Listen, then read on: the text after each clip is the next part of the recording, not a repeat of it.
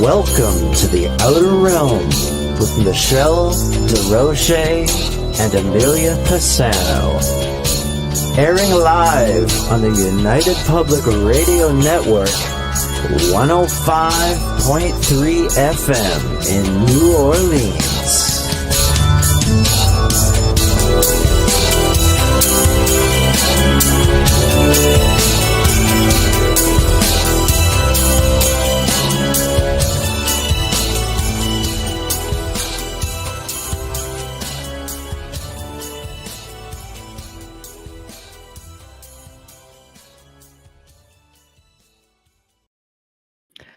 Good evening, everyone. Welcome to the Wednesday night segment of The Outer Realm. We are broadcasting live on the United Public Radio Network, UFO Paranormal Radio Network, 105.3 FM from the Gulf Coast, 107.7 FM from New Orleans. We are fully sponsored by the amazing people over at Folgers Coffee, who have been a part of our journey for the last several years. So thank you, Folgers. We couldn't do it without you, nor would we want to. Also, big thank you to Justice Snicker, aka Dr. Snick, the Sonic Surgeon, for the contribution of his time, his music, and his voice for the intro you just heard.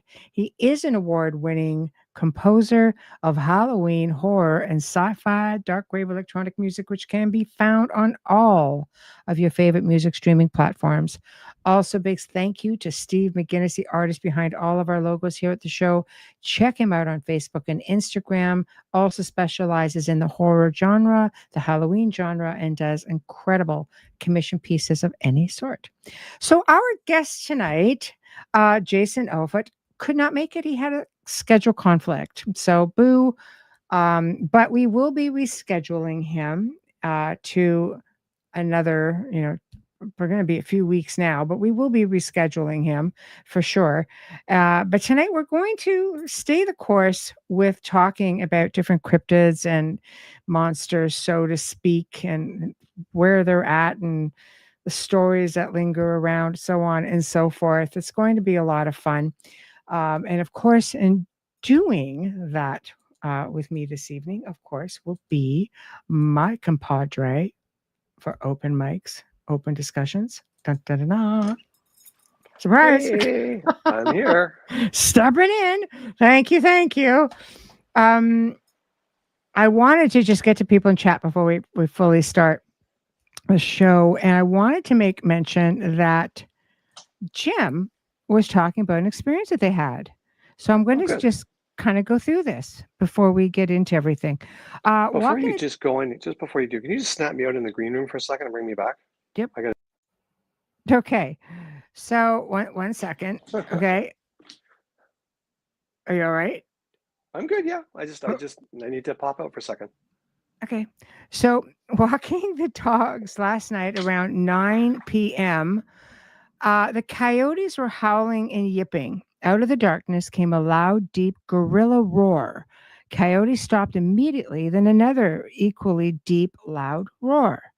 The roar was so loud, he got anxious, called the dogs to the car. Lollipop wandered over, looked at me like I was a giant pork chop with feet and hands and not a care in the world. Got home on the Ontario Sabreport, is that correct? Read 2 incidents recorded in my area over the past 2 weeks. Humbled and honored that I'm no longer anxious, but the roar was soul piercing. See, right there. What does that tell you? Right off the hop, right? So anyway, thank you for sharing that, Jim. We're going to be talking about all kinds of things like that tonight. And hello, Kevin Z-Son. Hello, Kathy. Hello, Patsy. Hello, Mark. Thank you. We appreciate that. Thank you. Again, big hello from Jim. Hello, Vet Girl. Hello, Michael Kennedy. Yes, we do. Absolutely. All right, where are we at? Still marking it down. Yeah, caught you over here. Thank you, Mark. Always so appreciative. Michelle, hello. Keep going down the bottom. Okay, I think we're good. That was last night.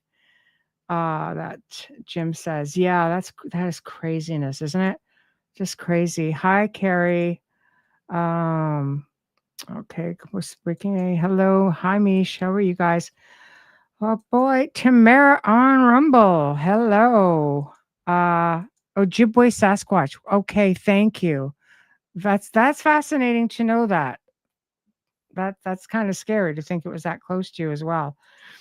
Um, okay, so as we make our way back down, Ethereal. Hello, Carol Ann. Our guest tonight had a conflict of interest as far as his scheduling went. It was conflicted, so we have to reschedule. 'Cause apparently, he only just realized it. So we're going to carry on with the topic. We're going to reschedule him, and hopefully, we'll do it a little bit of justice this evening. I have no doubt. So here, yeah, I wondered. Yeah, it happens. It happens. So bringing Wayne back. Here we are. Back for real. Here I am. For real. There we're back. No, there. Good. Yeah. So, okay. Let's see if we can do some of this, a little bit of justice here. So tonight, of course, we're going to be talking about different cryptids. We'll keep it to, throughout the world. And we'll talk a little bit about tulpas. We'll talk a little bit about, not just cryptids, but things that would be considered, monsters, I suppose. Or are they something else? Are they extraterrestrial? Are they multidimensional, such as, let's say, vampires? Right? That's A lot of theories. yeah. Doesn't go into to cryptids and such. It's different, but it is a worldwide phenomenon. Ancient cultures through the world have had their own myths and legends. The indigenous people have their oral history. One thing's for certain: it all began with a sighting, a story, maybe an image. The list is endless with respects to where they come from, who they are, what they're all about. You know, but they do tend to find a way into your nightmares and daily travels. It's fascinating stuff. So, where do we start? Where do we want to start? Oh, I like the idea that it spans the world and it goes back a long way through multiple cultures. And when I was researching just on the vampire lore and then Mhm, later the werewolf lore, I was really surprised at how far-reaching it was. Like even in mhm, Japan, they have vampire lore and the wolves that walk upright. mhm, So it's not just a European sort of legend. They have the Aboriginals also talk about North America Aboriginals mhm, talk about the blood suckers, the blood seekers, and then the wolves that walk upright. mhm. Yeah, we've Lord only knows we've had a lot of experiences with that. So there's a lot of information out there. I think there are stories of mythical beings which have been told and retold. Um, throughout oral history of many different cultures around the world. And they seem to have these striking similarities. People are often left wondering what exactly, these beings are. Um, there's always that theory, or we're just like a zoo type planet with a pile of mismatched beings, as some theorists have suggested. Do we um are we like a dumping ground, for ET? Some people will say no, for sure, that's a thing. Could they be prehistoric beings that somehow find a way to survive into extinction? I mean, there are, certain beings that have come up that are like they were around since prehistoric times. So I don't know. Tamara says, not yeah, and nine-tailed foxes in Japan. Yeah, there's all kinds of them. So why don't we start with oh, Carol Ann, what role do you think the internet and social media play in modern cryptozoology? Do these platforms help legitimize the field, or they primarily lead to more hoaxes and misinformation? Oh boy. I think it's 50-50, to be honest. I mean, internet's it's a tool, right? I Yeah. can use a saw to build a house, or I can cut my fingers off with it. It's just like it's a tool. So Yeah. I agree. I also think that when we're dealing with Hey, Kazan. I think when we're dealing with, hi, Polly. Um, when you're getting into the internet, it's like everything else. There's a lot of misinformation, misinterpretation. Um, cryptids is really hard. It's like, let's just break it down a little bit. You're getting into, the paranormal.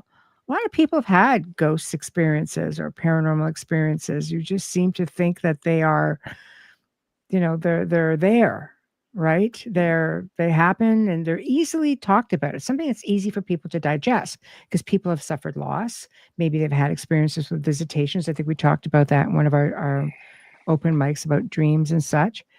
Then we have, the field of ufology, and there are many people out there who are experiencers, and whether it's UFO sightings or extraterrestrials, things of that nature. But what do you do with cryptids or monsters, Well, so to speak? well, here's like what we were talking about earlier today about like the sort of muscle memory and DNA imprinting. I think, Mm, human beings have been telling ghost stories, like forever. So like mhm, collectively, as human beings, we have become somewhat accustomed to, or even comfortable with, the mhm, idea of a ghost, a spirit, a specter, things like that.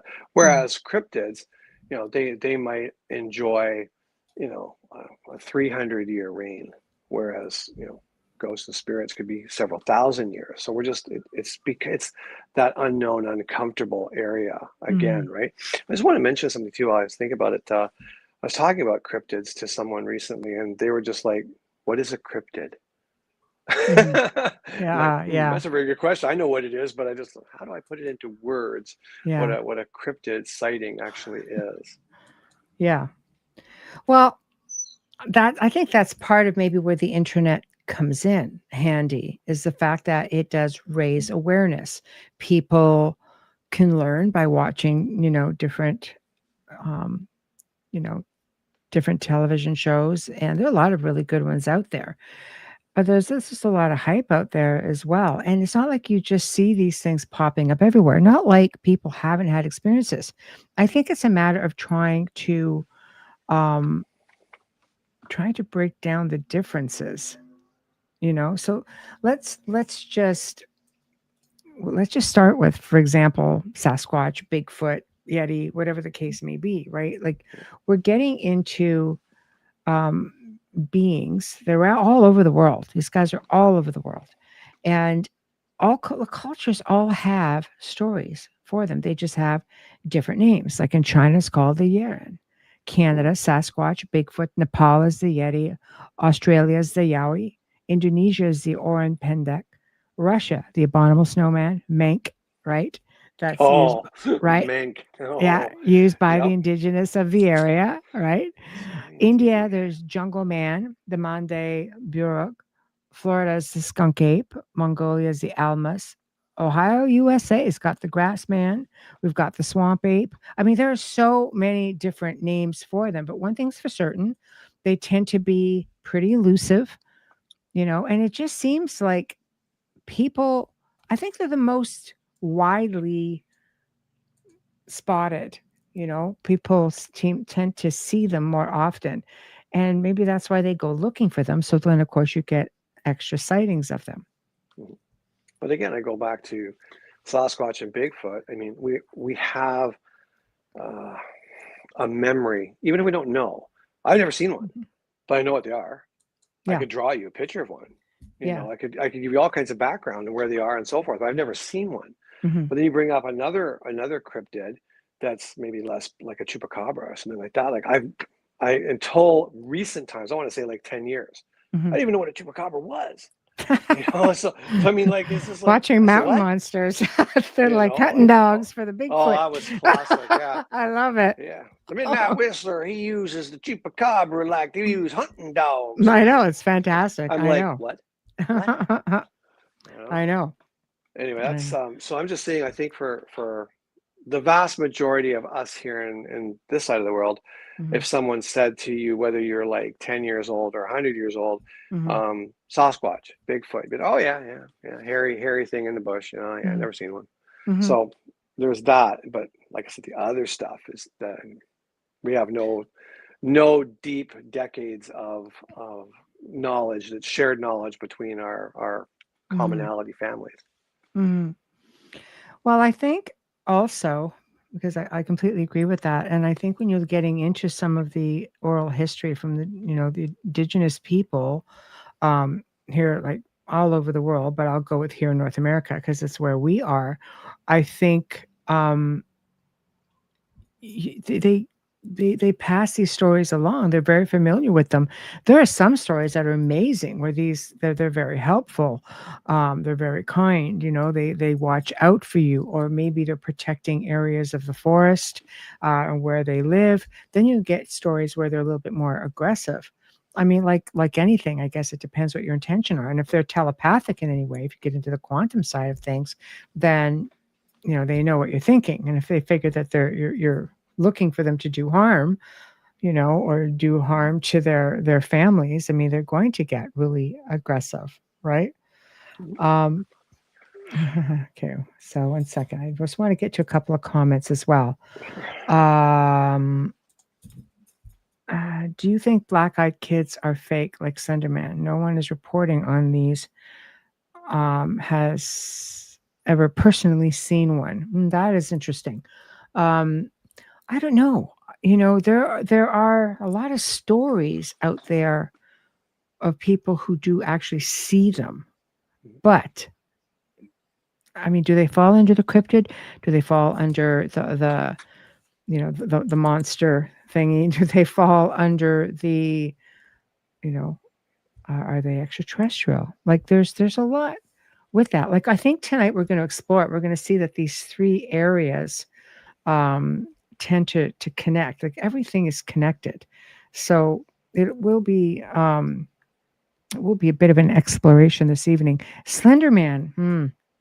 When I look at tulpas, I really give a lot of thought, into the mindset. I'm really big on, as you guys know, because you've been listening to me long enough to know that when it comes to tulpas, if you put enough thought into something and you have millions of people who are doing the same thing, now that's getting into maybe Santa, maybe Krampus. Is it because there's such a strong belief in it that there are visuals of it? With Slender Man, what started off as a group of people in a gaming chat room ended up, millions of people started getting in on this. And then they ended up essentially creating so many characteristics that people were getting sightings. But, again, you're looking at something that's a little bit hostile. You're not going to necessarily go up to it and, hey, if you can even get near some of these things, because they just seem to vanish. Yeah. Which says a lot right there too, right? With respect to the black-eyed children, though, I mean, I've only got my own personal stuff to go on, which isn't much on that. I find it's a lot more prevalent in England, or at least it was. I mean, there are people like farmers and guys would go out like shooting rabbits and things like that in the woods, and there'd be this child walking along some old dirt road off the main concession road. And when they approach it, they would turn around and have no eyes, kind of thing, right? So I don't hear a lot of it this side of the ocean, but on that side, even my mom's sister, like my aunt, her husband said he ran into two children on a road near an Air Force base. This was in World War II, and he's like, "Oh, these two kids are walking along. Well, they shouldn't be anywhere near the fence line." And he called out to them, and they turned around. They were normally dressed kids. There's normally two children, a boy and a girl. They turned around and no eyes, right? Yeah. They're wiggy, I have to say. They really are. Oh, when I wear the black contact lenses, there people say like, "Mom, he's got no eyes." It's wiggy. It's really wiggy. Yeah. No, exactly. Black eyes. I don't know. Apparently people, like they say, don't open your door to them. So if that's the case, that's for a reason. So I don't know. It's just one more of those things. Like, what do they fall under?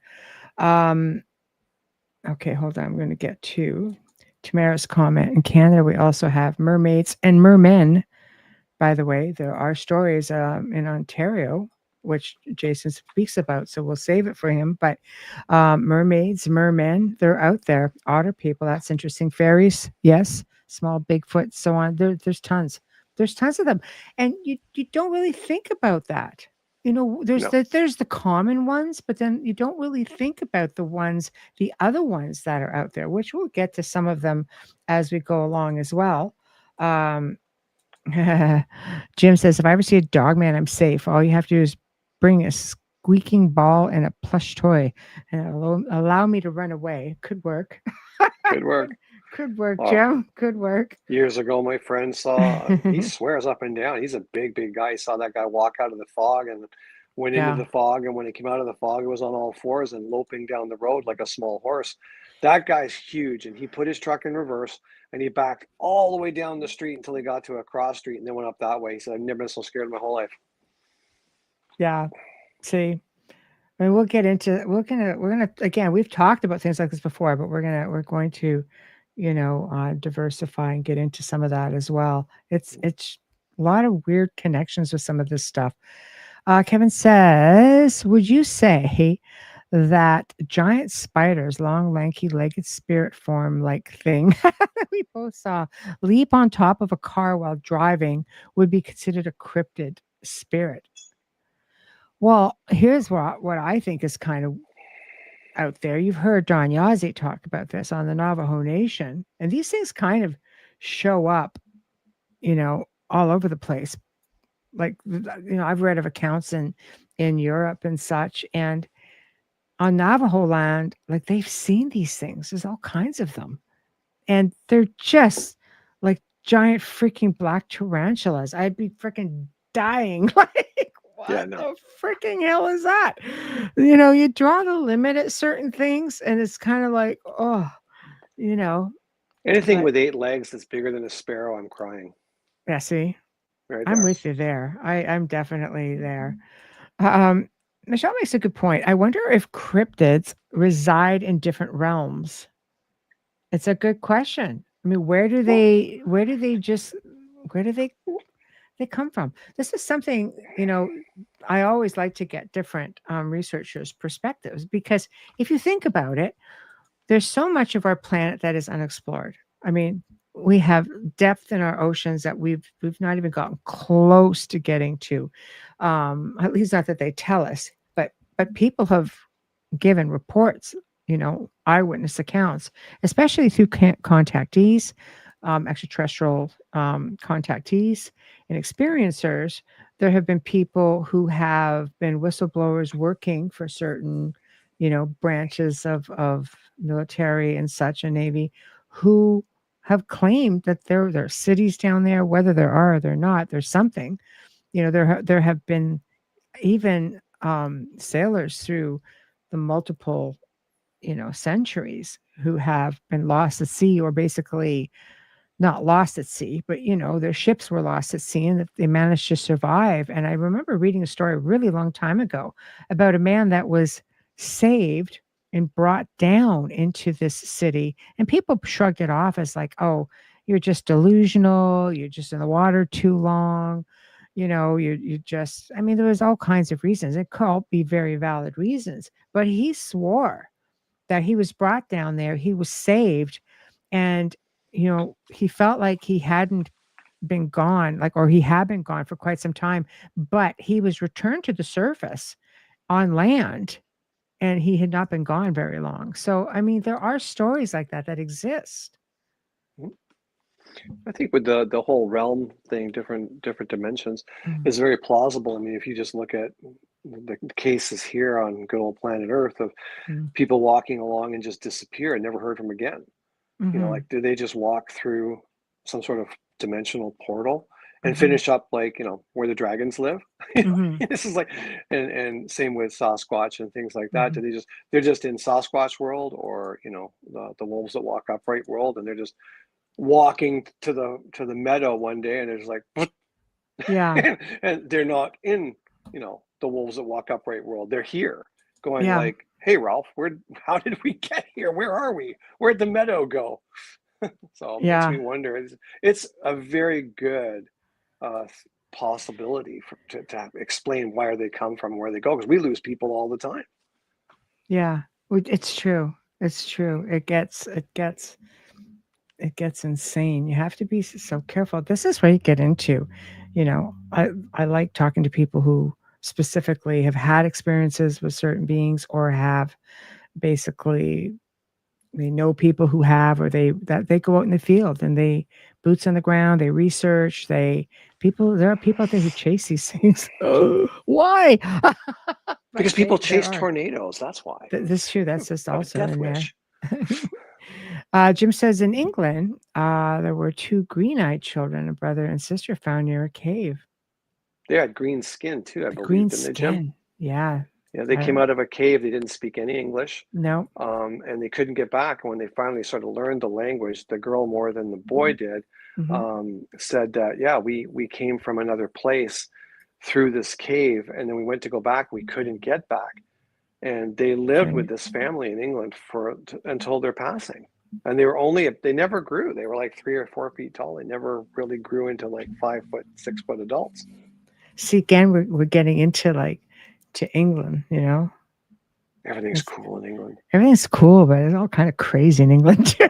So that's where I came from. That explains a lot. I know there's a lot out there. There's a lot out there. It's an incredible place, JD, if you think of the black eyes, I wonder if they're ET with lenses.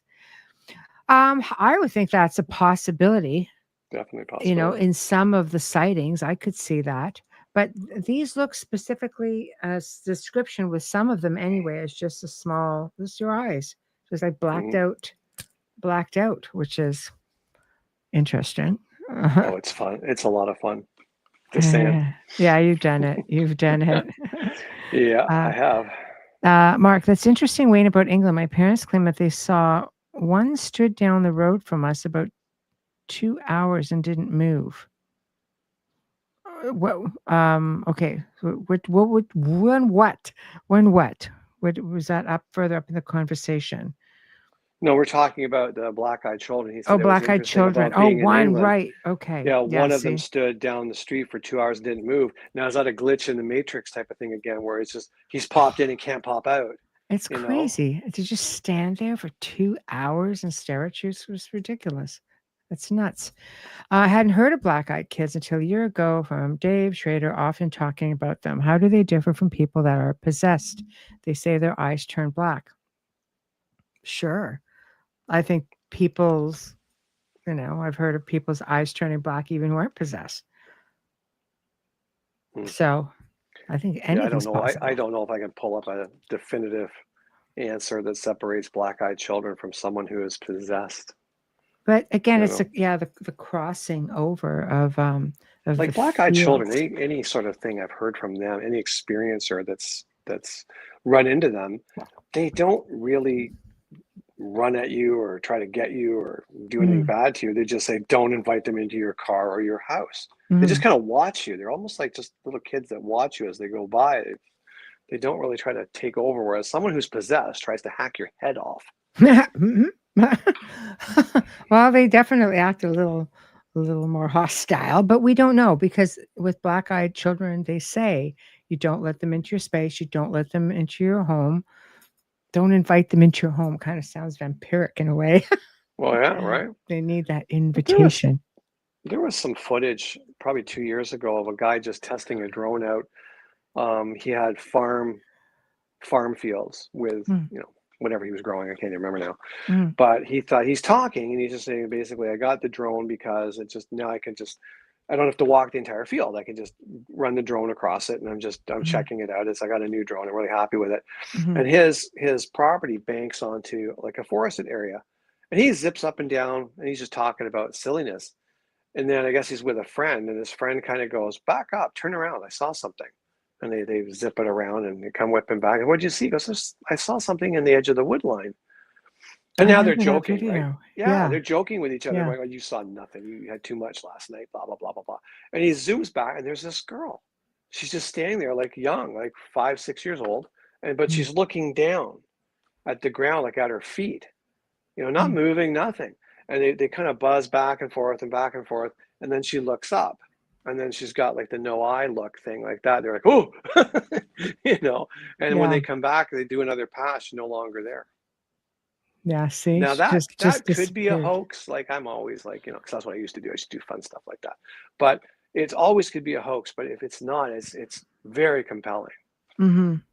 Well, now with, AI and CGI, things like that, it's always have to be so careful. But I Mhm. remember that video. It didn't look anything like anything special. It was just looks like No, it did look like a drone video. Not that they didn't have somebody, way down below dressed up a certain way sure. to, I mean, anything's possible. It looked pretty good though. I mean, I used to do Um, stuff like that way before CGI, and it looked pretty good. yeah, right. There you go. Jim says, so are the cryptids caused by an interdimensional rift that allows them to enter into our world? I think there's different theories with that personally, and you guys can chime in. I think we have power spots and portals all over this planet. There's known vortices, or most people will say vortexes. Um, they have them everywhere. A lot of the triangles have them. You know, like the Bermuda Triangle, the Alaska Triangle. A lot of them have these vortexes within the area. There are a lot of them in the mountains. Like we've talked about this before. A lot of the ancients would build in and around them. And when you start thinking about that, you start getting into the different mythology of all these beings that were like half animal, like the Minotaur or the Centaur. You have to wonder, like, were these real beings, half man, half beast, getting into the Egyptology, even, like Anubis, and you're getting into Isis, and there's all kinds of different stuff throughout history. So do they come swinging in on a ley line? Do they come out of a portal? Can they create portals? Or have they been here all along within the depths of unexplored areas? Like, we can get into the whole inner earth thing where they have, I mean, there's all kinds of accounts of Yeah. that. I think when it comes down to like rifts and things like that, I think the question is like, is it a natural occurring Mm, anomaly that the passerby just happens into and it's like zip, you're into mhm, another dimension, mhm, or do they control it? Do they go, let's go visit Earth now, and they mhm, just snap their fingers, push a button in the air, whatever they do, mhm. and they open the portal and then go through? That's more curious to me if it's a controlled or a natural occurring. I just don't know which it is. Mhm. Absolutely. Or maybe like Tamara says, veil is thinning. Also Mm-hmm. very, very strong, possibility there also. Hi, Adrian. Well, the So I veil's think, been thinning since 45 when they dropped those two atom bombs. And then mhm, they did a whole bunch of atom bomb testing. The veil's been mhm. punched over and over and over again, and then we've got other things running amok in Switzerland, Yeah, causing all kinds of grief. yeah, yeah. I'm just getting to everybody. I will get into everybody's comments and questions. I'm just trying to go in order, trying to keep us up with the conversation. Okay, next. JD, when I sit at night and watch the forest, I see little tiny explosions, much like small fireworks, though see through. It happens quite often, sometimes little orbs, right colored. Oh my goodness. It's so funny. Wayne and I were just talking about this the other night because we were Exactly. seeing this stuff. And I'll tell you, this is a crossover as well. In working in the field of the paranormal, working with different families, with who had malevolent experiences, um, something interesting happened. They had what looked like little sparklers manifesting, just in the atmosphere. And when they saw these little sparkler type lights, they would hear tearing sounds, like something was just kind of tearing its way through. I've heard the same thing in contactee experiencers when they're describing when something, coming into the space. So, maybe it's just a static thing. Because if you zap yourself, let's say, I always, like, certain times of the years, I'll zap myself on a shopping cart, or it drives me freaking crazy.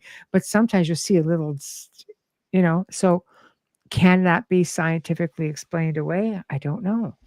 Hmm. But that seems to be a thing as well. So we're getting into the orbs and such. Those are seen in cryptozoology as well. They're seen around, UFO sightings or ET sightings, and they're seen in the paranormal. I think it's just another, in some cases, a lot of it can be scientifically explained away.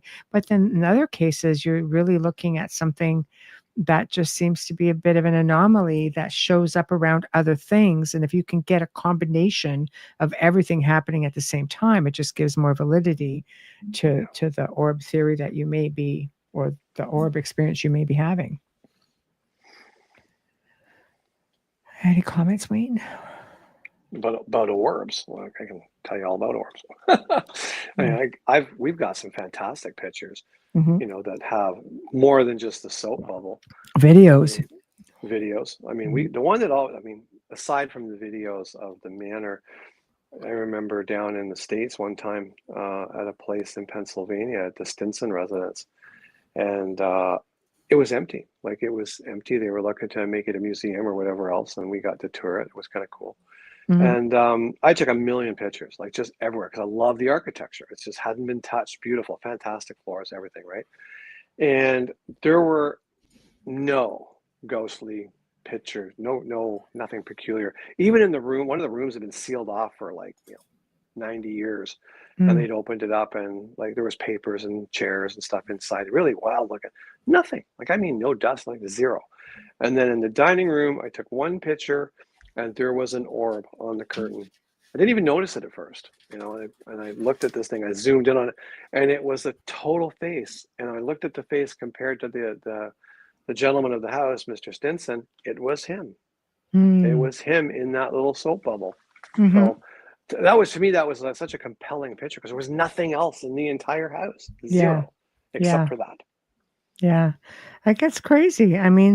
There are some people who really, in research, really go against orbs. I think if you get a light anomaly, which will sometimes include orbs, and you can catch it in conjunction with other things that may be happening, it does add to, to the validity of what the experience is.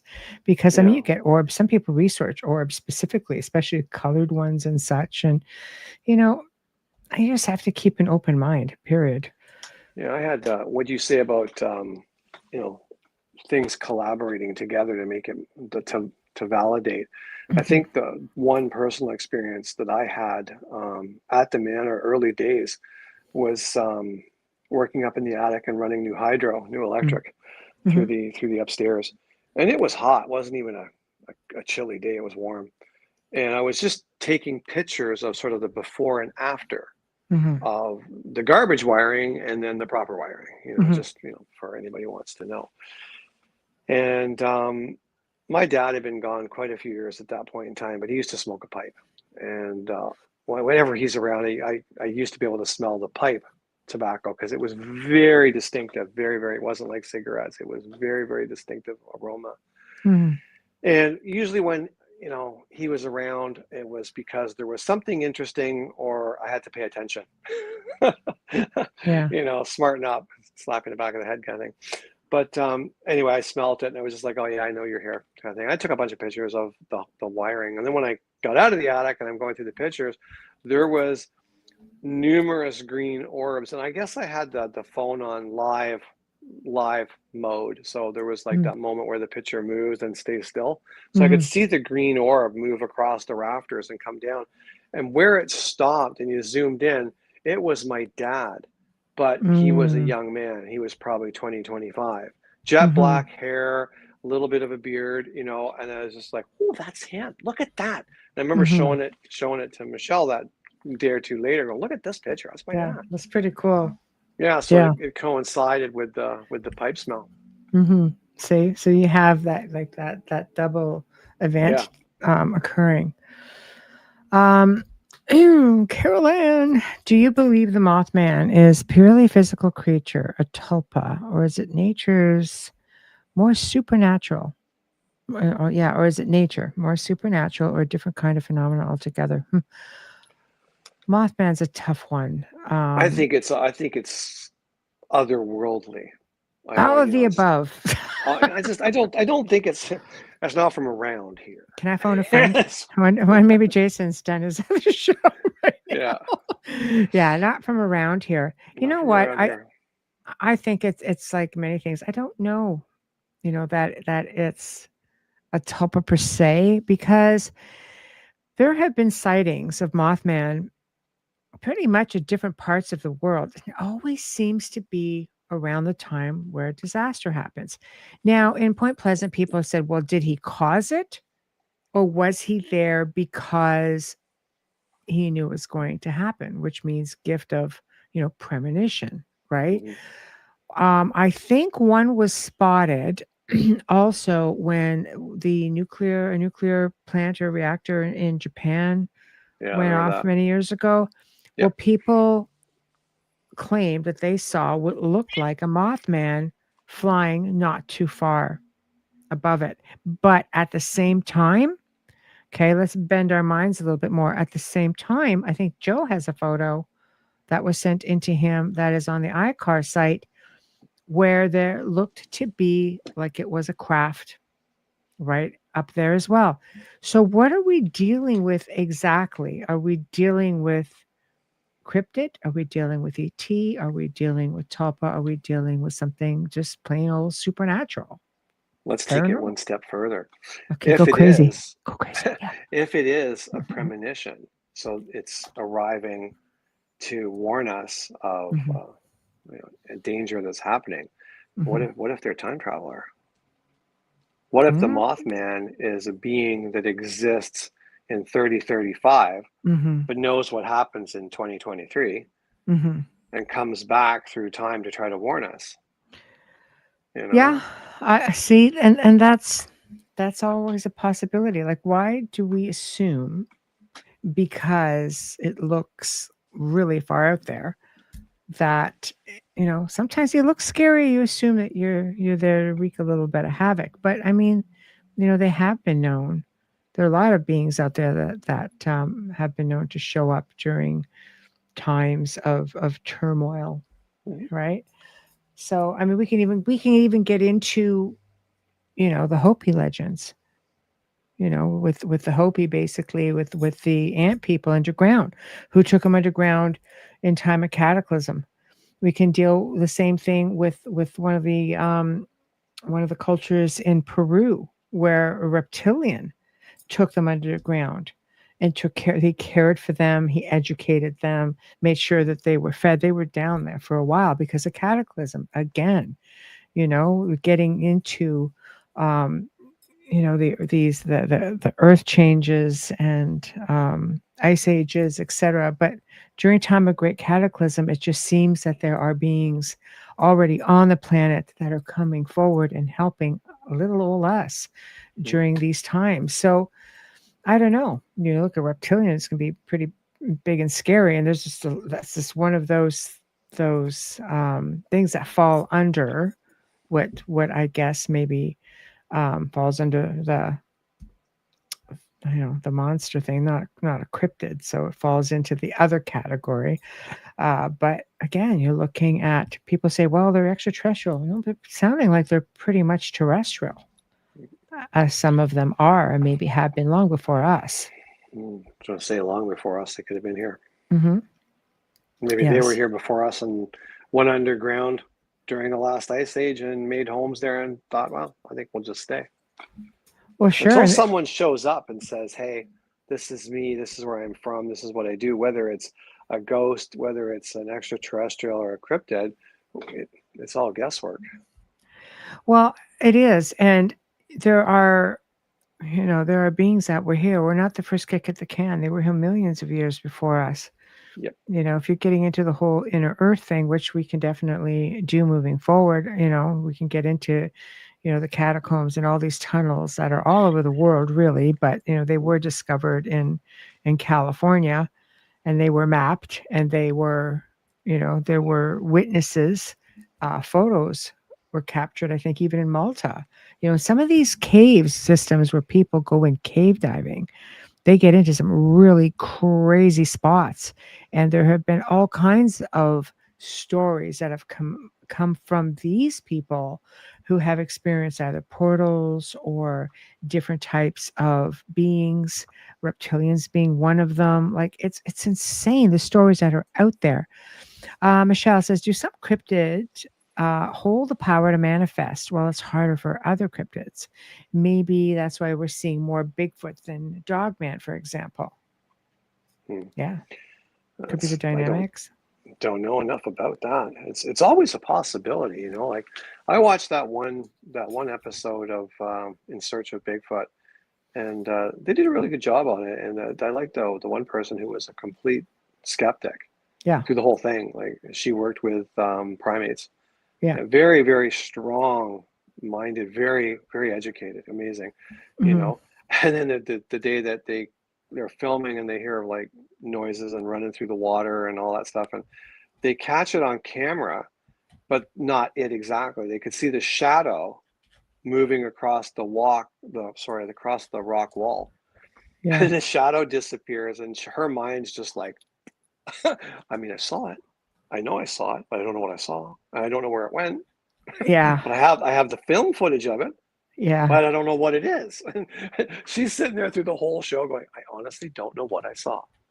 And to me, that's so compelling when someone who is extremely educated in their field sees something that they just have to sit down and scratch their head and go, I don't know. I know I saw what I saw, but I don't know what I saw.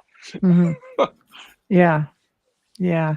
I think it's, I'm sure there are situations out there where it is mistaken identity, or sometimes you see something from the corner of your eye, but you don't really get a good look at it.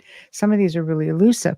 Now there are places you can go, and I'll go back to the land between the lakes where people have seen both. Now the land between the lakes is in the Kentucky, Tennessee areas where people have been like savagely and brutally murdered.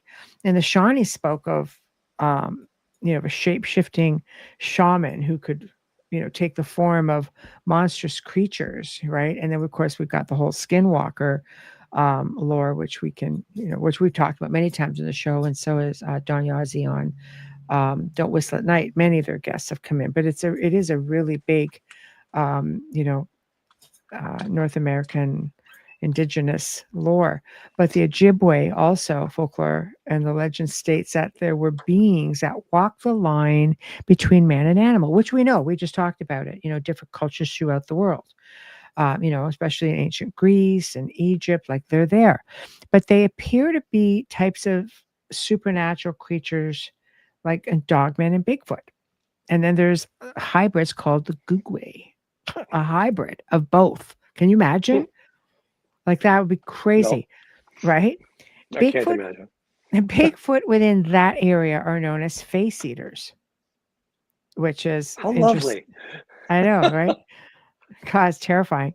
And Dogman and Bigfoot are said to be at war with one another. This is a story that comes out of there. You guys can research it. I always try to find things when I'm looking things up that people can go and explore on their own, keep things easy. But it's said that the Bigfoots are in the south regions and the Dogmen are in the north. And there's a huge belief that military have covered up the brutal events that have taken place here and may have even captured a Dogman to study.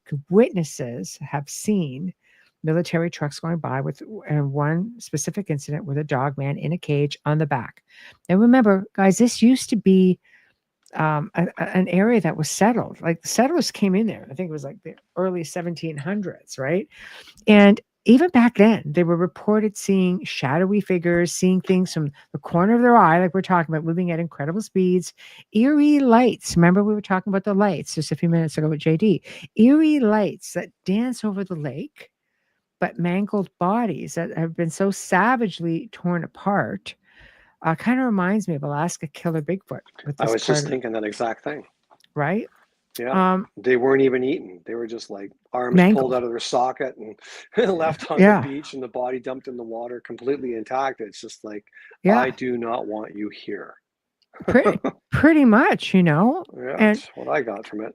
And this is like the same idea. Like the body's in such bad shape that they say it could not have been done by natural predators. So in the 20th century, things took a turn. U.S. government evacuated the area under the pretense and guise of creating a national park.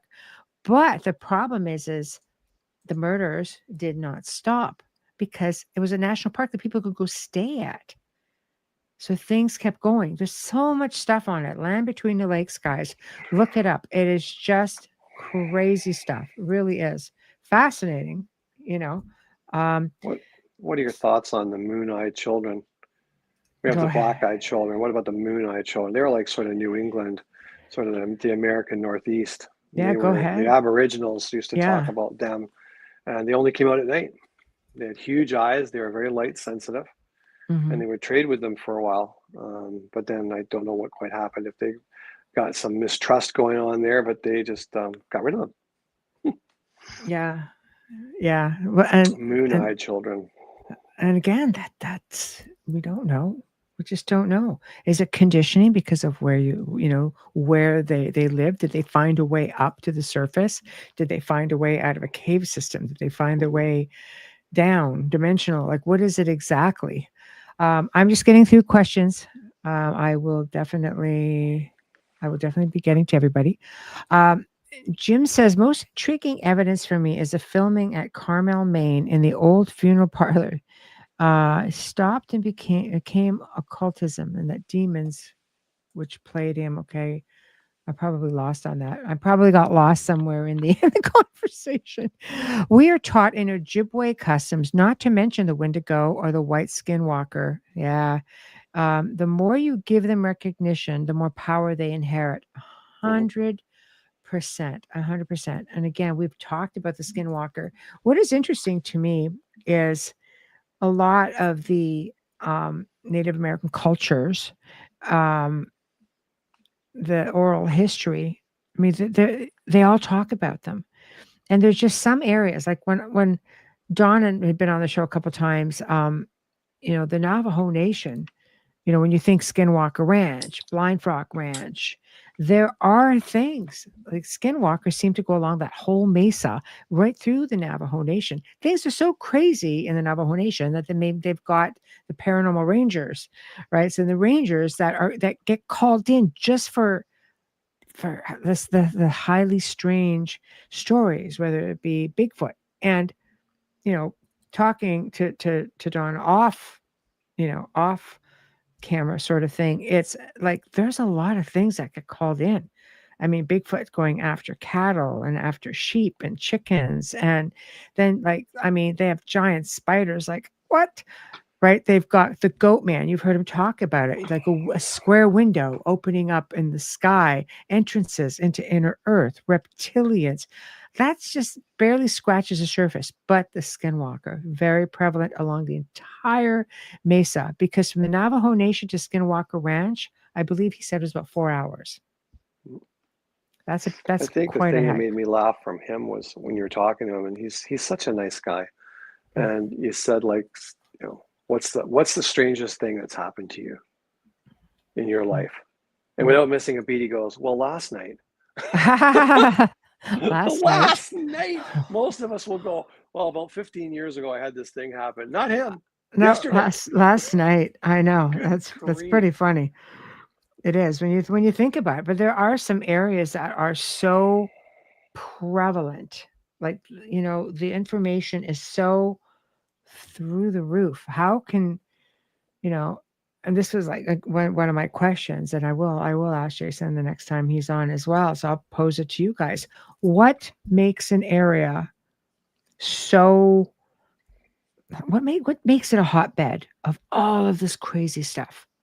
All in one place. Well, watching some of the stuff that we've seen, there's a lot of evidence pointing right now to large meteor impacts all through that whole area. Hmm. So I don't know if what was on the meteor to make it go boom. I don't Yeah. know, but that could Yeah. definitely. We know that certain minerals in the earth will cause all kinds of weird stuff to happen. Yeah. Yeah. An X. I'm with you, brother. Yeah. There we go. Yeah. Ooh, spooky. Yeah, spooky. Darn sure. Yeah, the energies at the location, ley lines, it's all there. And you have the Grand Canyon not too far either, right? Yeah. There's a lot of stuff there. So we're gonna venture around a little bit. My take on the missing 411. Oh my God. Huh. That's a tough one. I've watched so many things on the missing 411, and there's so many different theories. I mean, how do people go missing? You're walking a hike together, one's ahead of you, one's in the back. You maybe have 25 feet between you, and you turn around, that person's just gone. Hmm. Just gone, never to be seen again. So again, I go back to, is that a natural occurring portal or vortices? Or is that someone going, oh, look, there's a guy we can pluck? And they snatch that person as they're walking along. Well, okay, see, there's also lens to that. There's a belief, a lot of these national parks are believed to also have underground bases, right? And if that's the case, it's kind of a good place. People get lost in national parks all the time. And in all fairness, lost. But in all fairness, sometimes bones are found, decades later, sometimes just, like less than a decade, sometimes never, right? So I don't know. That's a real tough one, Zifan. I'm just so torn with that one because, or Kazan, sorry, I'm torn with it because they tend to want to blame it on Bigfoot. They tend to want to blame it on, different things like that. But there's not really. Is there evidence of that? No. Sometimes, yeah, sometimes, and there are people who've said, that children who have been relocated or have been found after they've been missing. One little girl had been missing for 3 days, and I believe she claimed that a Bigfoot helped her. And there was another child, I think a little bit older. I think this little girl might have been about 3. But there was an older child that I think had been missing for a few days, and she claimed it was a tall white who had helped her. So now we're crossing over into the, extraterrestrial. But mind you, well, there was 2 stories that I heard. Was the one little boy went missing from wasn't a campground like we have the provincial parks or the state parks. This is just a open country. You drive in so far, and then you have to hike. And they turned their back on this kid for 10 minutes while he's playing, and they went back. The kid was gone. I mean, gone. They called in the rangers, everything, couldn't find this kid for 4 days. And they turned up just down the stream a little bit 4 days later, and they said, where were you? And he said, the hairy man helped me. Like the hairy man helped me. He was so nice. He got me food. I was cold. I was wet. He got me. He covered me. Looked after me. And the other one was another little boy, and he was gone. Same idea. Camping, disappeared. People in a panic. He turned up much later. Like I want to say, like a week to 10 days, if memory serves. And they said, "Where were you?" And he said, "The little people took me." See, the little people took me down under the ground, and I stayed with them for a while. And they said to me I couldn't stay, so they brought me back up and brought me here. So yeah. Sorry, that's not the computer. That's the bird. The bird. The bird is making video. Bird wants her sounds. 2 cents of airtime in there. Is that the 6-year-old wearing a bathing suit barefoot? She was found 3 days later, 7 miles in a cave entrance. She said she just woke up there on grass. Yeah, I think people, I think maybe, some of the Bigfoot will help. But I also agree with everybody's series with portals. It's not hard to actually create a portal. I mean, people can teach you how to do it. It can be done. But if you just wander off into one, look at that woman who was in her car with her son. And she said to her son, she forgot something. I guess they were there hiking earlier. And she just said, sit right here. I can see the car. I'm just coming right up to this part of the mountain. or up the embankment, and she wasn't very far away. And he said, "Yeah, I'll stay here." Anyway, he decided to not stay there, and got out of the car and started wandering in after her. And she turned around, saw him, and then he was just gone. We will name that child Will Robinson. Will Robinson. Stay in the car. Don't move. I like the series. It started to annoy me after a while because of that. leaves the car. Gets in trouble. Yeah, kids in trouble all the time. So that's my take. I just think these national parks, much like Canada's provincial parks, are massive, and you do have a lot of these cryptids. You do have a lot of portals. You do have military. It's that's there. It's all over the place. Just get into areas like Mount Shasta, other places in California, where people do Bigfoot research, and it's off limits. If they cross over into military territory, best not go after them. They're pretty much protected. In fact, you can be charged for murder in California for trying to take down a Bigfoot. So it's funny how the Bigfoot know it too. They're being tracked, and then they just turn left, and they know they're no longer on common ground. They're on state-owned ground, and no, you can't come in here. Get caught in there, you're in trouble. You're looking at a jail time, big time. You are for sure. Yeah. Well, there was a kid that went missing with his dad on a hunting trip. They were literally just got off the road, parked. They started walking the main trail up the hill. It was in the spring where the snow is still down in places. His dad said he took his eyes off this kid for like a minute, and he was gone. The kid was gone. They called in everybody. They're saying, well, there's bobcats and so forth around. No bobcat's going to carry my 8-year-old kid. There's no way. Yeah. And when they found this kid, like, I want to say something like 26 or 27 miles away, days and days later, he was dead. But they're like, he had no shoes. They found his shoes not far from where he went off the trail. Yeah. And so this kid walked 27 miles through snow and bitterly cold temperatures, like going in the opposite direction of his father. Like, how did he get there? There was no footprints. There was no big cats. There was nothing. How did this kid just dematerialize and rematerialize miles away from anyone? It's craziness. Yeah, it's crazy. It is crazy.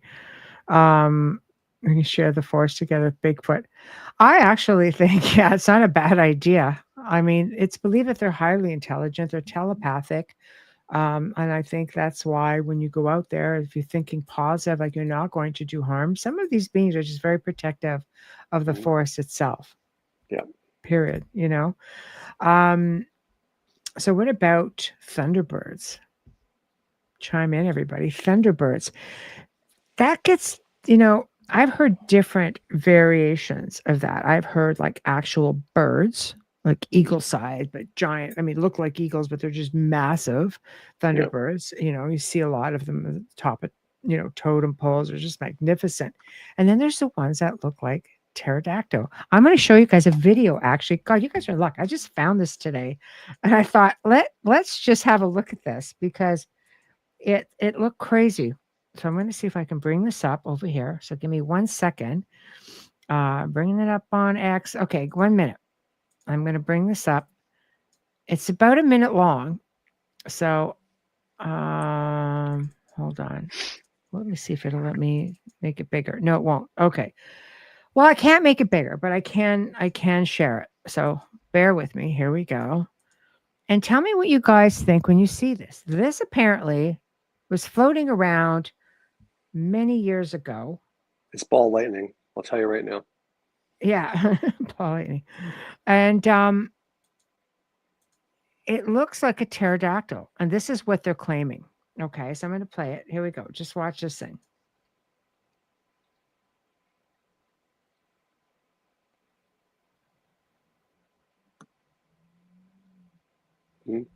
Before the time of AI, that's for sure. If it's anywhere near authentic, this is what people have reported seeing. I've seen numerous videos and footage of things. Yeah, see, that's like zoom in on that. That's definitely got the crown of a pterodactyl. It does. I think when it turns, you see it also. See, there it is. Yeah, yeah. See, you can really see the crown there. Mm-hmm. See, that right there is the only part of that video I don't dig, Yeah, is because in flight, if you tipped that way, it would take you down, you it would would pull think. you down. And I that's the one part I have a little bit of difficulty with, just the aerodynamics. But hey, I'm Yeah. no aeronautical engineer, and I certainly don't know dinosaurs that well. I know. That's what I mean. Like it's different, but these are the kind of things that people are saying, no, this is what the Thunderbird actually is. I I am all about this as well. Tamara, I believe they come through portals. Yes. People have seen, even through remote viewing, you've seen like there've been dragons. Hmm. There have been things that even, let's talk Loch Ness. You're looking at some places just cannot sustain a creature that big, right? Yeah. So the stealth fighter, yeah, could not fly. Hold on, paranormal. Hello, cat. How are you? Also, the dinosaurs filmed in the Congo before AI. Yes, Hmm. yes, dinosaur film. This is apparently Hawaii, is what they're saying. My other So, thought on the Thunderbird is misunderstood technology. mhm, If you came through, you know, into, let's say, even 200 years ago, never mind 3,000 years ago, if you came through with a some kind of aircraft that could break the sound barrier. Let's look at the mhm, Concorde, mhm, right? The old Concorde. It's got a really sculpted body with the V-wing kind of shape to it. If mhm, it zipped across the sky and then the sky went kaboom because it broke the sound barrier, mhm. that would be somebody looking up going, oh, it's a bird, but it's a thunderbird because it makes the sound of thunder. And again, like, what happens when you break the Possibly. sound barrier? Do you actually temporarily slip into another, not even another dimension, but another time period? And you come back as you break the sound barrier. Like, Mhm. I don't know enough about it, but so many times you have misunderstood technology, and they just don't have any words for it. They can't go, oh, that's an aeroplane, because we know what an aeroplane is. They go, Mhm. it's a bird. Birds fly, and it makes a noise. It's a thunderbird. Mhm. You know, Well, I'll tell you, like, it's for free. considered. Sorry, You'll tell me for free. for free. It's believed by many of the indigenous people of North America that it is considered to be a supernatural being. They believe that it inhabits dense forests.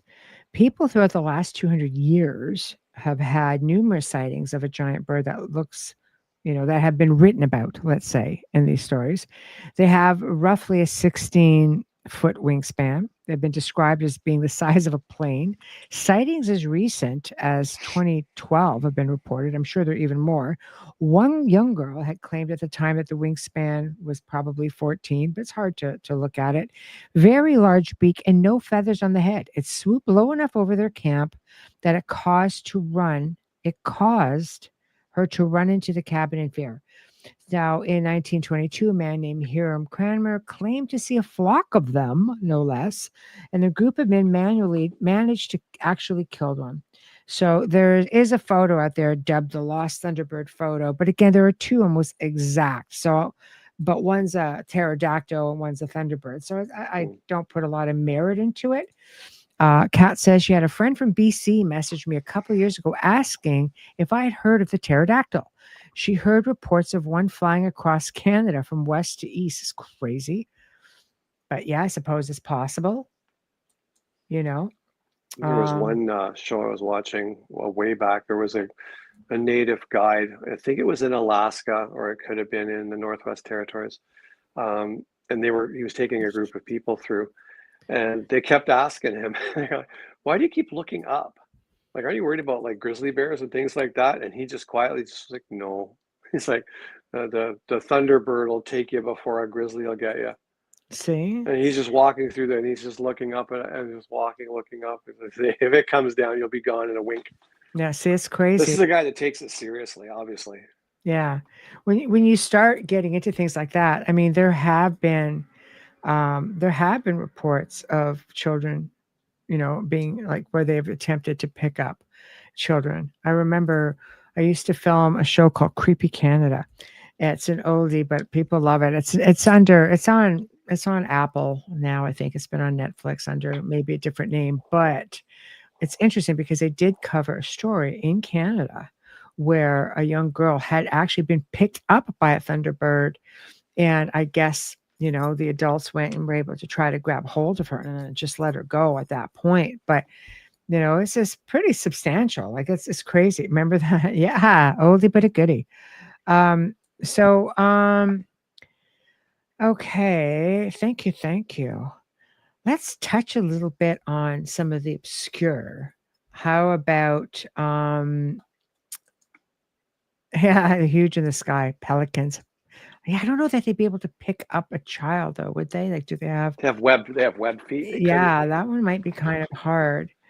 Um, yeah, I think I filmed 4 or 5 segments from there for that. Let's talk about your go-to thing. Let's talk about vampires and immortality.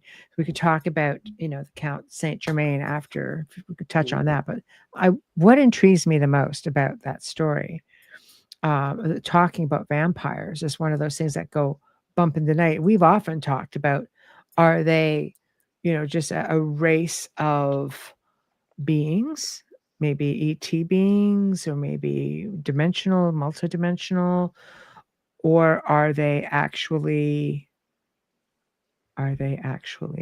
just supernatural? Not from around here.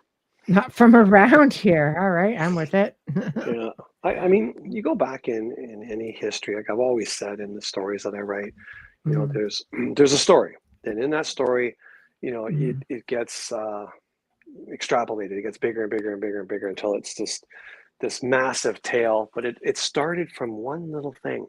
Somebody saw something somewhere, and then it went from there. Now, whether they were a race of people from another planet, another dimension, the far reaches of our own planet underground, not quite sure where it comes from, but there's enough of them out there to make you realize, okay, this is not just like a Transylvania, Romania thing. It's there everywhere. And I always used to, early days of me trying to understand vampires, because I had a thing for them ever since I was little, trying to understand what they were. I used to think that it's misunderstood. So if somebody shows up and says, I'm going to take your life force from you, to a primitive person, it would be like, well, you're going to drain my blood, because if I don't have any blood in me, I die. So things that did they go, well, I met a being today that kind of looked like us, but he killed my neighbor just by looking at him. He took his life force, and the neighbor goes, oh, he took his blood. Oh. Yeah. So it could be something like that, Yeah. Well, thank you, JD. Yeah, I think that a lot, again, misinterpretation. Could be that. The story that intrigues me is always book 3, the story, of Aramis being in the war, and the story. But that story actually came from something you found in research. Do you want to talk about that one? Yeah, sure, I can. Absolutely. When I write historical fiction, for those of you who don't know. So it's vampires, but I tie them into real events so that they feel and seem real, they act real, and it gives it a level of terror more than just like, I'm Count von so-and-so with $1 billion. And what I found, I was doing the book 3 on World War One, and it unfolds in the battlefields of World War One. But while I was researching that, what I encountered was something really interesting. This is a long time ago. I can't really remember all the names and details now. But the individual responsible for writing Nosferatu, his brother, if memory serves, was on the German side in the army, like marching from one location to another. and they weren't going to make it because it was getting dark. So they came into this township, this village, had farms and barns and things. So the commanding officer went to the homeowner, the barn, the farmer, and said, "Can I have my men sleep in your barn tonight?" Excuse me. And the gentleman said, "Yes, you can sleep in my barn tonight, but once you get in there, I want you to put the bar across the doors and don't open them for anything, because there's creatures in the woods." And they kind of scoffed. It's just like, "Oh my God, here's the old villager," And they laughed at him and said, "We're not afraid of things in the woods. We have guns." And the account was, the guy didn't, like, facial expression of zero, just said, "Guns won't help you." Mm. And that night, these things came to the barn and they were pounding on the barn doors and clawing at it and shrieking and howling. It was just a nightmare. These guys were terrified. They were shooting through the gaps in the barn walls, Mm-hmm. and they never stopped. The screaming and banging never stopped at all. And when they Mm. got up in the morning, there were all these marks in the doors and stuff. And that guy went on to talk to his brother about this horrific experience they had at this barn. And then he took artistic license to create Nosferatu. See, So crazy. then I took an artistic license and had my vampire guy, meet that brother in the actual trenches in France, right? And that he was the demon that they saw that night, not in the barn.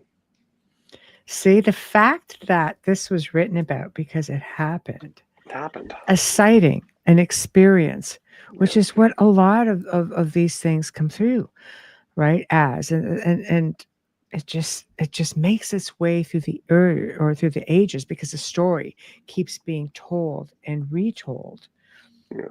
So we get into like the Count Saint Germain, for example. So if we're getting into, like, first of all, like the vampire culture, like or the vampire, the notion of vampires, I mean, it's very, very old. Cultures around the world for thousands of years all shared stories about blood drinking creatures, and the earliest count goes back to ancient Mesopotamia. Yes, it absolutely does. And they were some of the first known record keepers of the time, and they already had a fear of the dead coming back to life.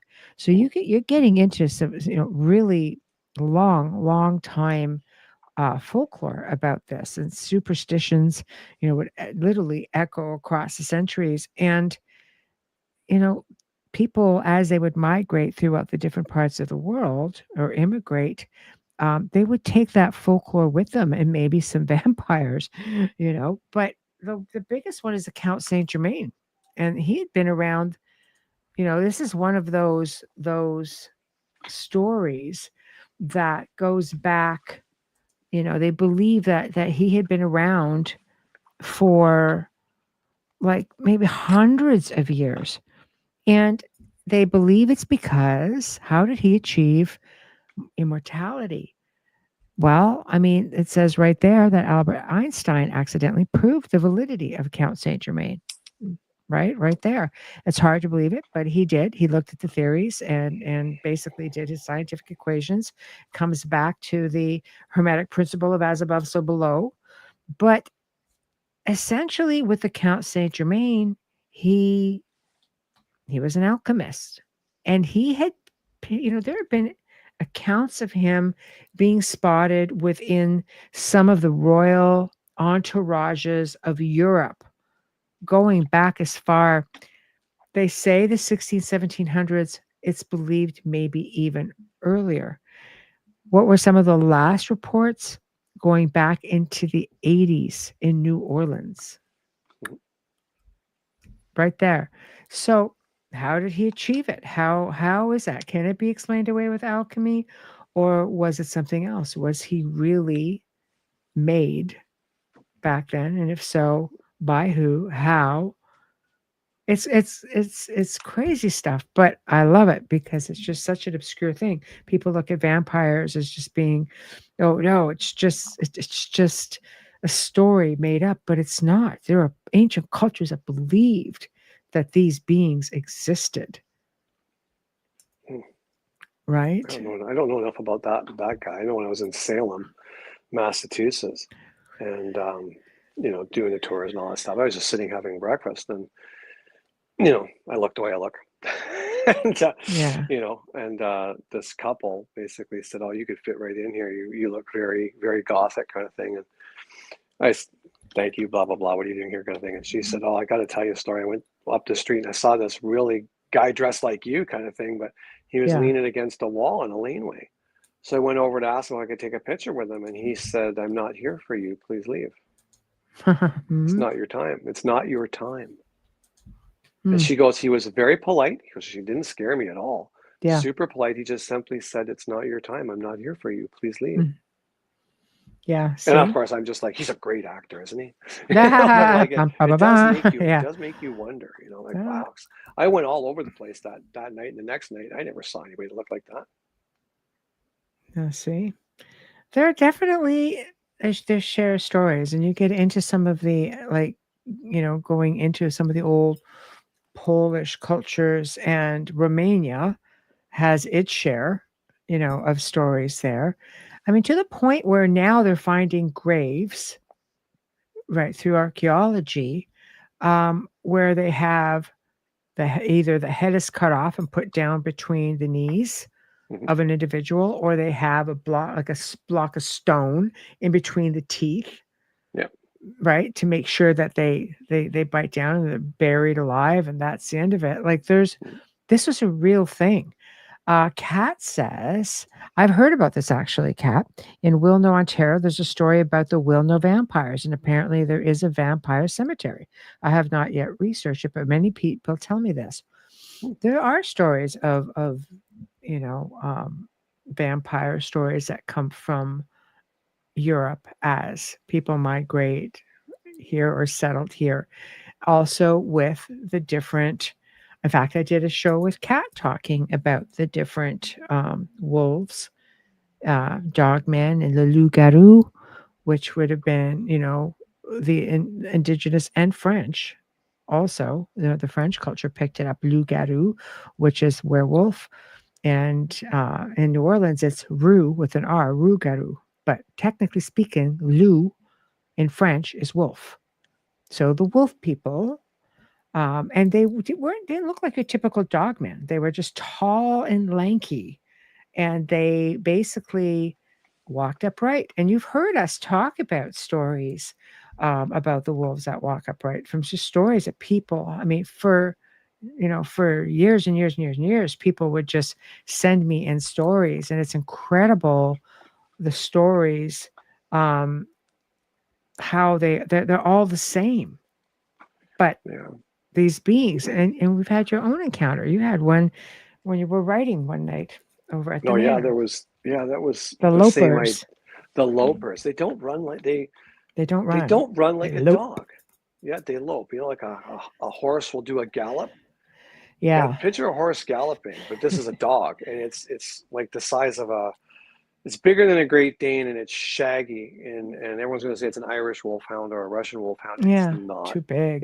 It's not like that. This is way too big, way too shaggy. Um, it's muscular, and yet it looks anorexic. It's got a really elongated snout, and when Mhm. it runs, you can see its lips are pulled back. Like you can see its teeth. I was just writing on the veranda one night. It was just getting to dusk, so the vision was still good. And this Mm. thing came jogging down the street, and I was like, "What is that?" And as it went by, I'm like, "I don't want to know." Mm. I just grabbed all my gear, went in the house. I don't know what the heck it was, Yeah, you know. yeah. But there have been. I mean, even remember, buddy who saw one that just slipped away behind a lamppost and came, what was it, That's an what I was saying animal, earlier. or That was came out Rob. the animal? Yeah, like, what is Yeah, that about? yeah. It was a foggy morning. He was on his way to work, and Yeah. he said this guy was a little bit, you know, bigger, not muscular, but like a little bit of a tummy on him. And he walked across the road, and the fog comes off the river, and it obscured him for a minute. And he's like, "Yeah, I'm Mhm. not going to go until I make sure that guy's on the other side of the sidewalk. I can't see Yeah. anything in this soup." And Yeah, yeah. when he came out of the fog under the light, it wasn't a guy. It was that loping big dog thing. He's just like, "Nope, Mhm. nope, not doing that We're today." good. And he Yeah. backed the truck all the way down the road and turned. But you Mhm. know what? You had someone on on one of your shows really recently who was talking about one of the saints depicted with a wolf head. That was Brian Bowden. Yeah, he's on again tomorrow night. I know what the dog head. I thought I knew stuff. And then I saw that. I'm like, yeah, you know what, Wayne? You don't know anything. I never saw that. Ever in my life did I see something like that. It's crazy. Yeah. See? And that's even back then they knew that. Yeah. Like that, and there are images that are depicted. So it's I don't know. It is insane. It is insane. Kat says the team I was with interviewed a couple in Quebec, and the woman told me her husband was from the mountain people and they're loups-garous. I was introduced. We never went back. I'd have been all over that. Just saying, I would have been. We're all going over back. That. I know, right? See, the dogman does typically run on all fours, 5 feet at the shoulders. Yeah, they actually get into you can get into the where was I going with it?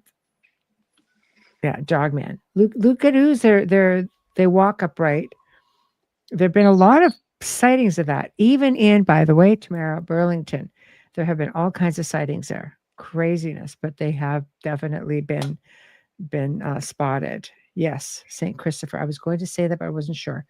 Yeah. See, the one I saw that went down the road, it was cool because it went by the church that's across the road, and that church is all built with cement block, like old stone block. Mm-hmm. So I walked over in the morning, mm-hmm. and put my body up against those blocks, and where that dog's head was just above my hip. Yeah, like, I'm 6'2", right? So my hip is higher than the kitchen table. So it would be at least 3.5 to 4 feet at the head. Yeah. Yeah. See, there are a lot of sightings out that way. Tamara said she's seen them as well. And then, of course, we have the Port Robinson beast, which is the typical dogman sighting. It's not a typical, wolf that walks upright, which is tall and lankier. Yeah. And when they run, they lope. This is typical dogman. So do you want to just go over that story again real quick? Yeah. Briefly, for those who are just tuning in, because then I'm going to finish off with the Wendigo. That's a Wendigo. Yeah, I remember that story too. Yeah. I met a woman after doing a show, and I actually was picking up a trailer, and she worked at this place, and she started telling me about this experience that she had when she was a teenager. This woman was in her 20s, right? So she'd tell me the story, and she said in Port Robinson they sort of had this rite of passage for the high school kids with this haunted house, like the haunted house, just a derelict house.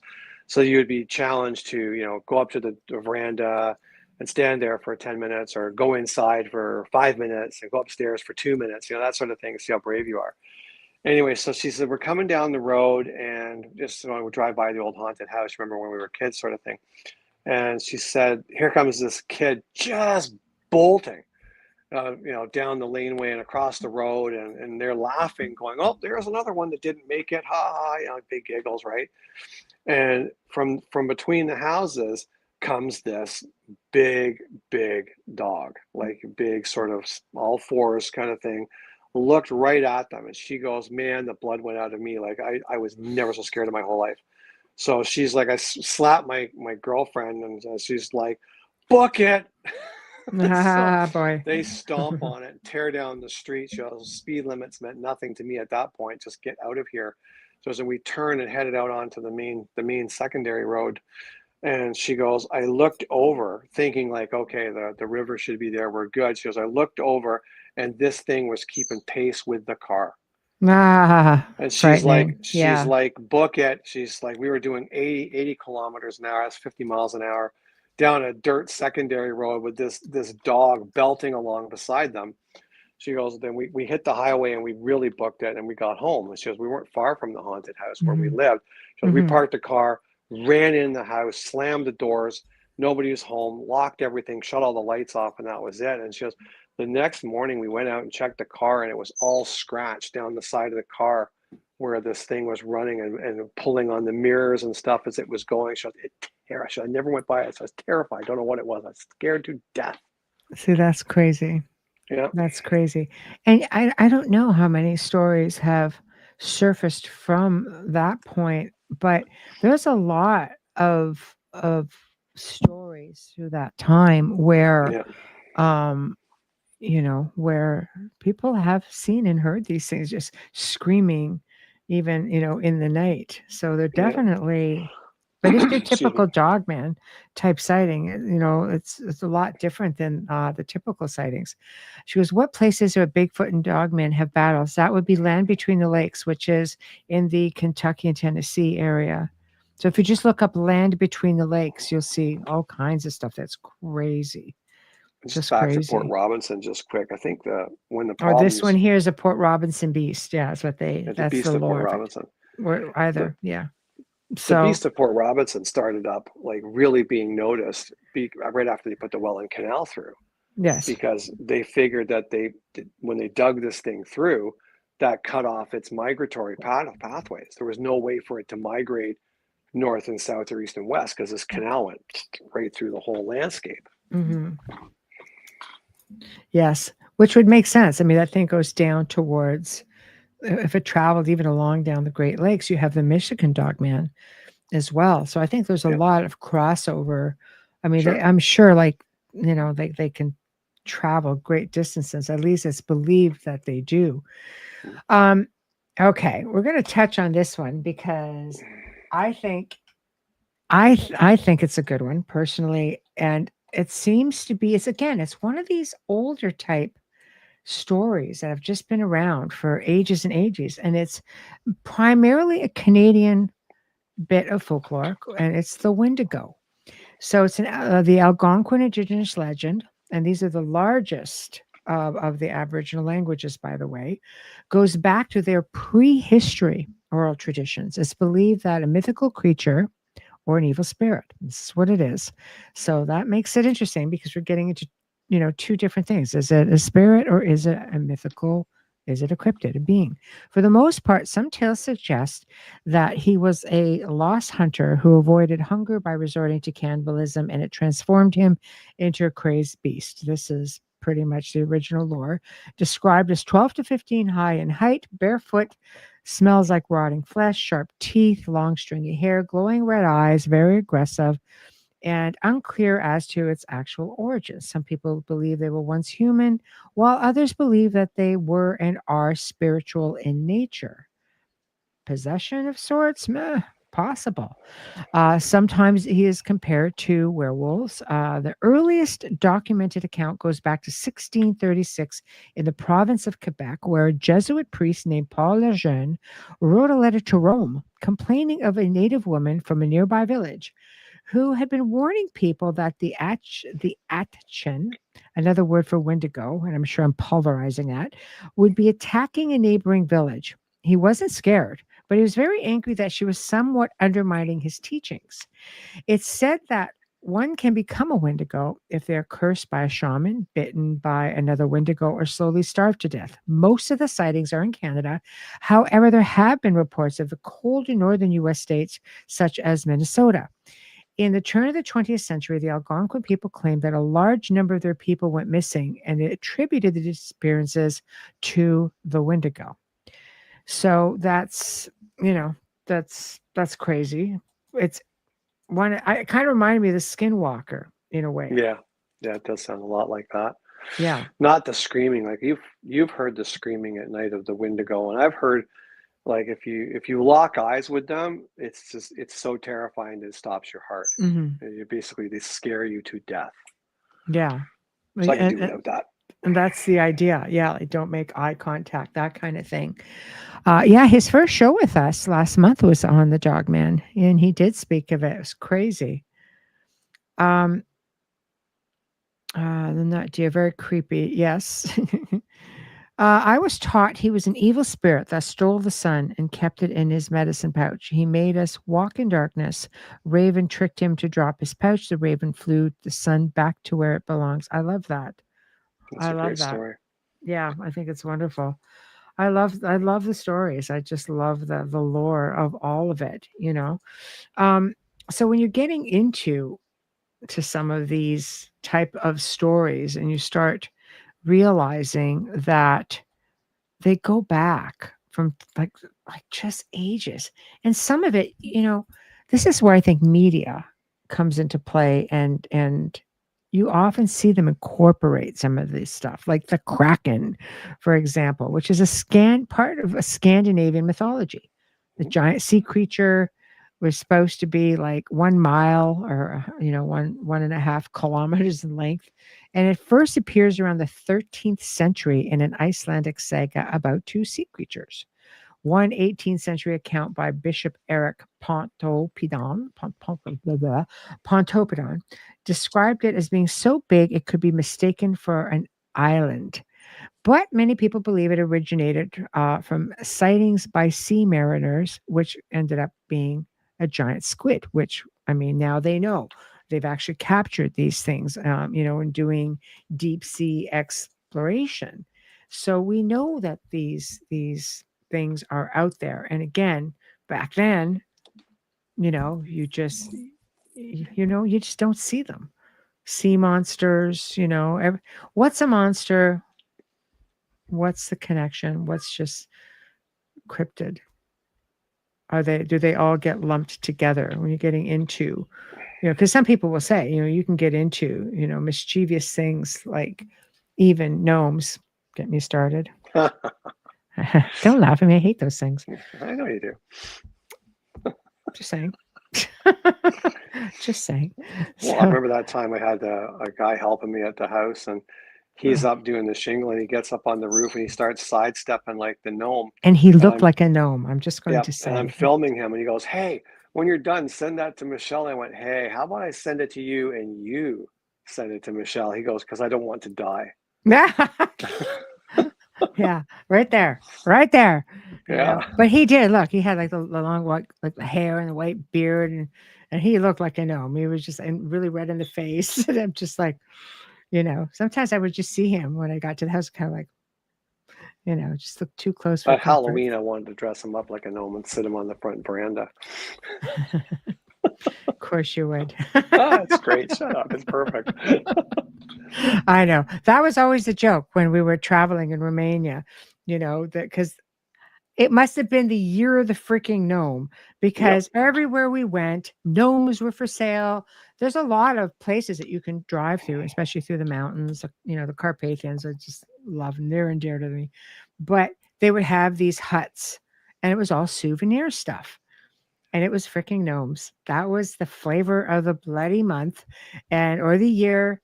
So of course, I'm there with Mel and Audie, and they thought it would be funny. We stayed at a villa in Bran, near Bran Castle.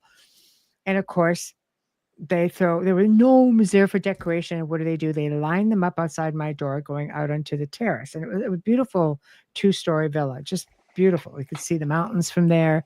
Castle wasn't far away. And I opened the door in the morning. I look at them. I was like, I didn't say much as, okay, close the door. Don't fear them. Just not a fan of them, because it can be pretty mischievous. Oh, they can be. Right? They cause troubles. Yeah, so they can. They can absolutely cause trouble. So there was one more comment about an old map that was sort of floating around about a flat Earth. And what were our thoughts on that? Well, I'm not a flat earther, but I don't discount anything. And there's one thing I have learned in the field of highly strange things that are out there. Anything could be possible, I suppose. Our dimension into the next.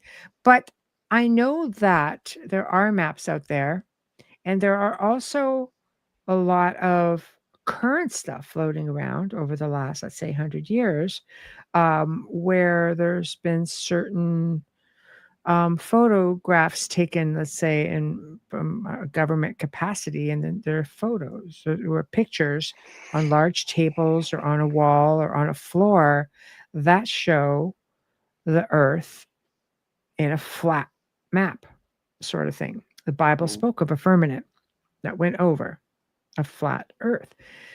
So what is that? What are your thoughts on that, Wayne? I think we're living in a snow globe. I've told you this before. Shake it up. Yeah, Shake it up. that's what it Yeah. is. I mean, we think that, I mean, it's out there. When you start talking, like when I start talking about this kind of stuff, like my friends just leave and I wonder why I live alone. Kind of people are alone. I sit by myself. Wayne's on a tear again. But it's just like I'm just open-minded to different things. Like, what if it is flat? Okay. And we have Okay. a dome over it. And Hypotheses. Okay. the technology is so far advanced from us, we can't even imagine it. So when you're sailing a ship towards the end of the dome, where the dome comes down, they just stop the boat and create an illusion in front of you that you're still sailing. Meanwhile, Yeah. they're slowly turning it around and then just send you the other way, and you finish up at a different port of call, but it's still on the flat plane of things. And when we see UFOs and things in the sky, they're just maintenance people that open the door, open the sky, come in, drop down, and these are all your UFOs and grays and things. They're just maintenance people keeping an eye on the little terrarium that we're living in, running around. Yeah. It's just my own personal little fun theory, because people are like, well, we have pictures. Pictures of what? Pictures. We have pictures of the moon. We have pictures of the stars. And I'm like, where'd you get the pictures from? Right. Well, from NASA. Well, who owns NASA? The government. Right there. Who also used to be like work for Disney, by the way. Yeah, NASA was the special where they effects started. department for Disney. Exactly. So you have a special effects department telling you that space is real. Okay. Yeah, well, I'm sure space is real, but it's what they're putting out there that makes you kind of go, If it's a flat Earth and we're living in a globe, it's not there at all. Da, da, da, da. There's a lot of different things. We've actually had, people come on and talk about flat Earth theory. I think it's fascinating. People are very passionate about it, and they they have their perspective, and there are many different perspectives. It's either round or it's flat, but they do put in a good argument. But I don't know. Again, I've seen crazy things in my years in this high what I like to call take the John Keel approach in the world of high strangeness, But I have no doubt that there are things out there much bigger than us, and that we are just floating around in one form or another. And whatever the case may be, I want out. Yeah. Beam me up. Help. Beam me up. I want out. I'm tired of this ride. Well, I mean, it's all relative too, though. I mean, like I remember being in high school and being in a physics class, and I'm not big on physics. It's all mathematics, right? I'm a hands-on guy. Yeah. But we were talking about how much a planet weighs, and you can tell how much it weighs by the colors and Wayne's mane that's going. Yeah. But we got jamming about it because we didn't have desks in that class. We sat at these big, long black counters because it was part of the chemistry labs. And I simply said, to the guy who's the teacher, I can't remember his name now, but I said, what if it's not as big as you think it is? And he's like, entertain me, enlighten me. He was a good teacher. And I said, well, what if space is this black table here? And everyone's laughing, and he's just like, no, just let him talk. Let him talk. I want to hear it, right? I said, what if space is this black table, which is made up of atoms? And if you look at atoms, they spin around each other like little solar systems. And the solar systems make up, thousands of solar systems make up the galaxies, and the galaxies, they're infinitely huge, right? But what if they're infinitely small? What if the galaxies are just clusters of atoms within a black arborite table? And all the class is quiet. Wayne's a weirdo, right? But the teacher was like, I love your thinking. He's like, I love the idea that, inside our table where we're talking, there are like trillions and trillions of civilizations living on atoms. Stranger things have been proposed, so it's very, very possible. Wayne disappears tomorrow morning. Yeah. Great. I'm going to be like, where's my coffee? Wait a minute. Where'd he go? Yep. Where's the guy who makes me brekkie in the morning? I don't know. I'm gone. I know. The drama kid is here right now, so if you hear that Dexter, going on, of course. He's so, drama. well, thanks for hanging out with us tonight, and You're welcome. I'm glad I could dive in there to help you out. I was home. Yeah. I didn't even get changed. I just came in from working outside. It was a panic alarm bell I know. going See, on. he's a champion. Not that I can't do these things by myself. It's much more fun when you can do it with somebody else. So it's just Sure. worked out. So I'm grateful Glad I for could help that. out. But you know what? We will reschedule our guest, and man, hopefully it will be good. We'll try not to cross too many schedules and go from there. So Jason Offit, you'll be hearing from me, and I hope your other show went spectacular. So thank you guys all for hanging out. Thank you everybody in the chat room. As I say, oh, can we meet Dexter? I don't know. He hates being touched. No, he won't get picked up. There's no way. Like if I could get him close, I might be able to. Dex, come here. Dexter. Yeah. I'd like to do an open mic in October if you've got spare time. I would love to talk about some of the Halloween stuff I built and the people that we encountered that were just like totally blown away by over the top theatrics and stuff. I think it would just be a blast. Yeah, we did a show like that last. I can't remember. You know, my last year. memory's We like, did. Yeah, the archive is there. But is there yeah. anything you I want to just love add? Of doing that course. stuff. I just love doing that stuff. It's so much It's a fun. lot of fun. It's a lot of Like fun. I'm looking on the internet right now, folks, and it's just like I didn't have the internet when I was much younger. And they're building stuff that, here's how you build this thing. I said, I built that before the internet was even a thing, right? It's so cool. Yeah. Thank you.